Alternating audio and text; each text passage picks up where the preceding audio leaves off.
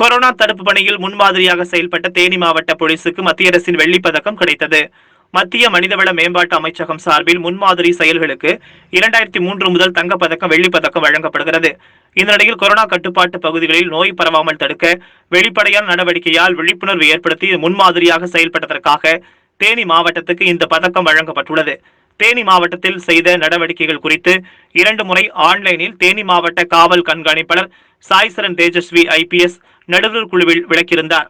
தமிழகத்தில் தேனியுடன் சேர்த்து கோயம்புத்தூர், திருவள்ளூர் மாவட்டங்களுக்கும் வெள்ளிப் பதக்கம், சான்றிதழ்கள் கிடைத்தன. தேனி மாவட்டம் 2608 ஓட்டு பெற்றிருந்தது.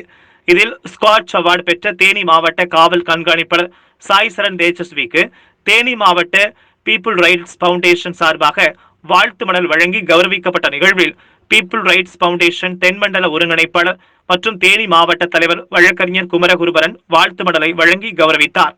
இதில் மாவட்ட துணைத் தலைவர் வழக்கறிஞர் சக்திவேல், மாவட்ட பொருளாளர் சதீஷ்குமார், மாவட்ட துணை செயலர் விஜயகுமார் ஆகியோர் கலந்து கொண்டார்கள்.